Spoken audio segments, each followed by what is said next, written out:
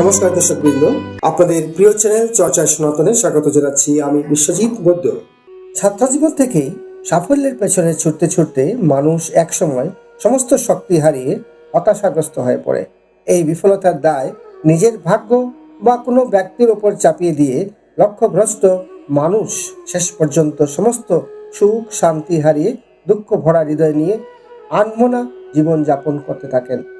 এই সফলতা বা লক্ষ্যে পৌঁছানোর প্রচেষ্টায় যে জ্ঞান ও মানসিক রসদের প্রয়োজন তা অনেকেরই অজানা থাকায় অন্ধকারে হাতড়ে বেড়াচ্ছেন।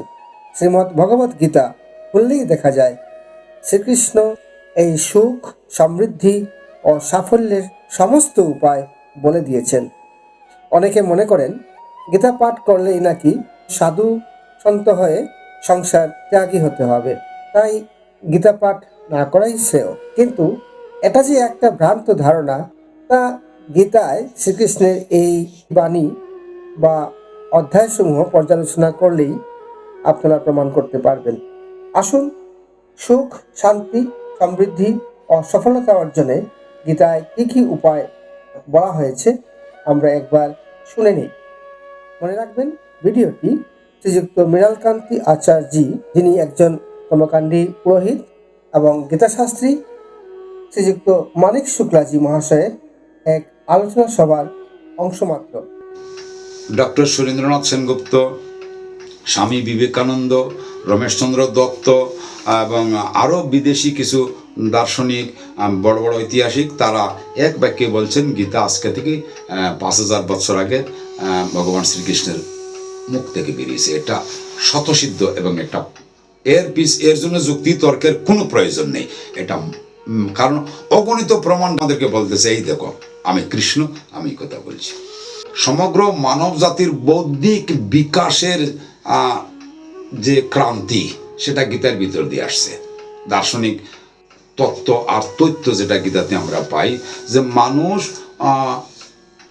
সমগ্র ব্রহ্মাণ্ড নিয়ে চিন্তা করার সুযোগ পাইছে গীতাতে। জীবনে মানুষ সুখ এবং সমৃদ্ধি চায়, সুখ সমৃদ্ধি চায়, এটা একটা দর্শন, এটা একটা সবাই চায়। এই সুখ সমৃদ্ধি যদি আমি জীবনে চাই, তাইলে আমাকে কি করতে হবে?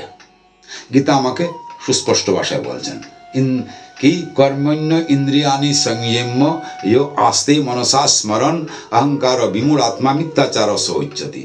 কোনো ব্যক্তি কোনো কর্ম করবে না, কর্মের ইন্দ্রিয়কে সে সংযম করে রাখছে, সে কাজ করবে না, অলসতা জড়তায় আবদ্ধ, অথচ সে ভোগ বিলাস চায়, সুখ সামগ্রী চায়, তাহলে সে একটা মিথ্যাবাদী। মগাশা মুগ কর্মণি মগং পার্থ সজীবতী। ব্যর্থতার জীবন, তাকে সক্রিয় হতে হবে। আর নিষিদ্ধ কর্ম, যেটা শাস্ত্রে নিষিদ্ধ কর্ম, সেটাকে বর্জন করতে হবে। শাস্ত্রে কর্ম কিভাবে বলা হয়েছে? কর্মযোগে যে ইষ্টকর্ম, নিত্যকর্ম, পূর্ত কর্ম আর নৈমিত্তিক কর্ম, আর একটা হলো নিষিদ্ধ কর্ম।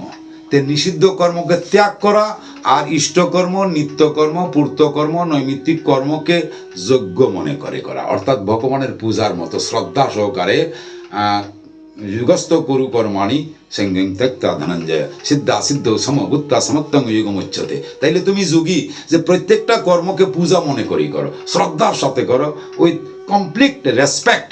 তুমি যে কাজটা করতেছো অত্যন্ত গুরুত্বপূর্ণ একটা কাজ, এটা তোমার এই কাজে অনেক মানুষের উপকার হবে। তুমি একজন শিক্ষক, তাহলে তোমার ভিতরে এটা থাকতে হবে, আমার শিক্ষায় ভবিষ্যৎ প্রজন্মের অনেক সুন্দর মানুষ তৈরি হবে। তোমার প্রত্যেকটা কর্ম দেশের জন্য হবে, তোমার ব্যক্তিগত না, দেশের। তাইলেই তুমি এই পৃথিবীতে সুখ শান্তি সমৃদ্ধি লাভ করবে। আর যদি তুমি দুঃখী হও, তাইলে তোমার জন্মান্তরের কোনো না কোনো কর্মফল তোমাকে কষ্ট দিচ্ছে, তাই তুমি অন্য কাউকে দোষ দিও না। তোমার দুঃখের জন্য তুমি নিজেকেই দায়ী করো, তোমার কর্মকে এখন সুন্দর করো। আর যে সমস্ত ব্যক্তি মুক্তি চায়, জগতের জন্ম মৃত্যুর চক্রের বাইরে যেতে চায়, তাদের জন্য ভগবান রাস্তা, যোগ মার্গ, ভক্তির মার্গ, কর্মের মার্গ বা রাজযোগ, যে সমস্ত 4টা যুগের কথা গীতায় বলা হয়েছে, অনাসক্ত কর্মযোগ, জ্ঞান যুগ, তারপরে ভক্তিযুগ, তারপরে রাজযোগ, সেখানে বলা হয়েছে যে ব্যক্তির দ্বাদশ অধ্যায় ভক্তিযোগে বলা হয়েছে ইয়াস্মান্ন লোকতে দ্বিজ দ্বিজান্ন লোকতে যচ হর্ষা মর্ষ ভয় উদ্বেগ মুক্ত য স চমে প্রিয় যৌন সুচতি ন কাঙ্ক্ষতি, যে কিছু চায় না। অর্জুনের এক প্রশ্নের উত্তরে ইয়েতে দ্বিতীয় অধ্যায় সাংখ্যযোগে অর্জুন বলছিলেন স্থিতপ্রজ্ঞ কারে বলে, কে স্থিতপ্রজ্ঞ? তে অর্জুন ভগবান বলছেন প্রজহাতি যদা কামান সর্বান পার্থ মনোগতান আত্মন্যবাত্মনা তুষ্ট স্থিতপ্রজ্ঞস্তদুচ্যতে দুঃখেশ্বনুদ্বিগ্নমনা সুখেষু বিগত স্পৃহ বিতরাগ ভয় ক্রোধ স্থিতধীর মুনিরিচ্যতে। य सर्वत्राण विस्नेहस्तत्तत्प्राप्तो शुभाशुभम नाभि न गपति न द्वेष्टि तस्य प्रज्ञा प्रतिष्ठिता। এই যে কথাগুলো, তারপরে অশক্তির অনবিসঙ্গ পুত্র, এই কথাগুলিতে আমরা কতটা জিনিস পাচ্ছি। যে ব্যক্তি নিজের জন্য ভাবে না, শুধু দেশ এবং সমাজের জন্য ভাবে, নিজের খাদ্য বস্ত্র বাসস্থানের জন্যও চিন্তা করে না, শুধু সমাজ চিন্তা করে, সেই ব্যক্তি মুক্ত ব্যক্তি। পৃথিবীর কোনো বন্ধন তাকে বাঁধে রাখতে পারবে না। প্রজাহাতি যদা কামান সর্বান পার্থ মনোগতান আত্মন্যবাত্মনা তুষ্ট স্থিত প্রজ্ঞস্তদুচ্যতে, যে দুঃখে বিচলিত হয় না, সুখে আনন্দিত হয় না, শুধু এই জগৎকে ভালোবাসে সর্বত্র। বহুনাং জন্মনা মন্তে স মহাত্মা সুদুর্লভ বাসুদেব সর্বমিতি সর্বমিতি স মহাত্মা বহুনাং জন্মনা মন্তে জ্ঞান বাং মাং প্রপদ্যন্তে বাসুদেব সর্বমিতি স মহাত্মা সুদুর্লভ। এটা কদাচিৎ একজন ব্যক্তি হয় এই জাতের স্থিতপ্রজ্ঞ, কিন্তু সমস্ত মানুষ স্থিতপ্রজ্ঞ হইতে পারবে না, প্রজ্ঞা স্থিতি লাভ করতে পারবে না। কিন্তু মানুষকে অভ্যাস করতে হবে। বারবার বলতেছেন অভ্যাস যুগযুক্তেন চেতসা নান্যগামিনা। তুমি অভ্যাসের দ্বারা তোমার স্বভাবের পরিবর্তন করো। তোমার দুঃখ, দারিদ্র, ক্লেশ, দৈন্য যা কিছু আছে সব তুমি তোমার নিজের চেষ্টায় করেছ, তোমার নিজের অভ্যাস বা স্বভাবের দ্বারা করেছ। তুমি তোমার স্বভাবকে পরিবর্তন করো। তোমার ভিতরের তোমার যে অন্তঃকরণে যে সমস্ত গুণ আছে, সত্য রজ তম যে সমস্ত গুণ আছে, সেই গুণ অনুসারে তুমি নিজেকে বিচার করো। বিচার করে তোমার মধ্যে কি কি গুণ আছে সেই গুণগুলোকে অ্যাপ্লাই করো। যে সমস্ত দোষ আছে সেই দোষগুলোকে অ্যাভয়েড করার চেষ্টা করো।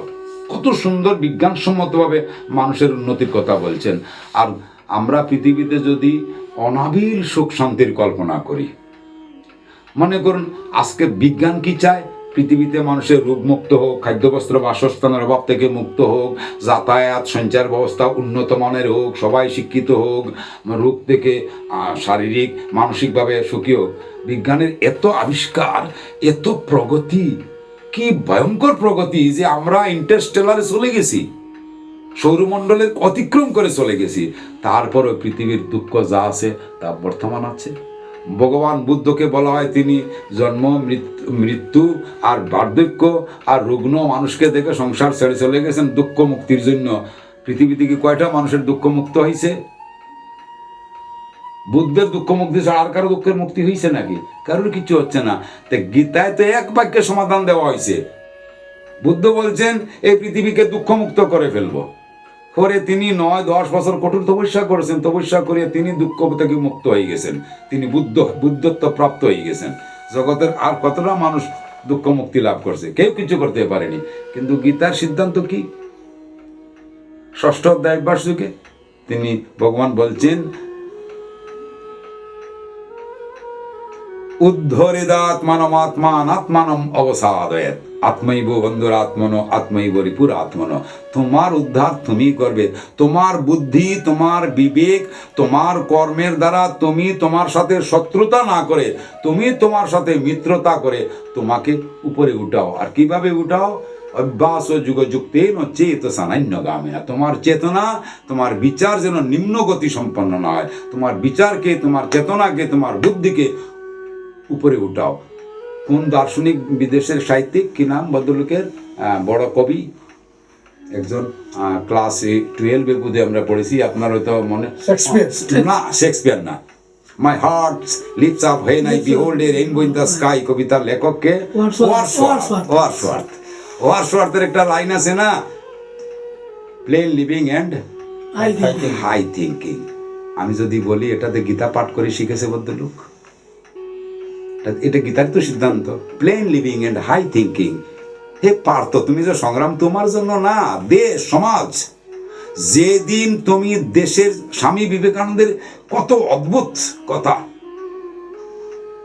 হে ভারতীয় যুবকগণ, তোমরা ভুলিও না জন্ম হইতেই তুমি মায়ের জন্য বলি প্রদত্ত। স্বাধীনতা তোমার হাতের মুঠোয়। আমি এমন কিছু যুবক চাই যাদের বক্ষ ইস্পাত বজ্র নির্মিত, যাদের পেশি লৌহ নির্মিত, যারা মায়ের অপমান সহ্য না করে সিংহের বিক্রমে ওই অপমানকারীর টুটি চিপিয়া ধরে। সেই জাতের কিছু যুবক হইলি মুহূর্তে দেশ স্বাধীন করিব। এটাই গীতার কথা। গীতার ভগবানের প্রথম ডায়লগ কি বলছেন তিনি? ক্লৈবং মাসমগম পার্থ নাই তত্ত্বয়ুপপদ্যতে ক্ষুদ্রং হৃদয় দৌর্বল্যং তক্ত তিষ্ঠ পরন্তপ কতস্ত্বা কশ্মলমিদম বিষমে সমুপস্থিতম অনার্য জুষ্টম সৈগম কীর্তিকরম অর্জুন। এই সংকটের সময়ে অনার্যের মতো কথা তুমি বলতেছো। এই সংকট মুহূর্তে তোমার ভিতরে দুর্বলতা কোথা থেকে আসছে? স্বামী বিবেকানন্দ বলছেন গীতা মোটেই পড়িস না, গীতার পয়লা শ্লোকটা মুখস্থ করলেই হবে। ক্লৈবং মাসমগম পার্থ, দুর্বলতাকে ত্যাগ করো। ভিডিওটি ভালো লাগলে লাইক করুন, কমেন্ট করুন এবং বেশি করে শেয়ার করুন। চ্যানেলটিকে যারা এখনও সাবস্ক্রাইব করেন নাই তারা এখনই সাবস্ক্রাইব করে বেল আইকনে চাপ দিয়ে নোটিফিকেশন অন করে রাখুন। ভিডিওটি দেখার জন্য ধন্যবাদ।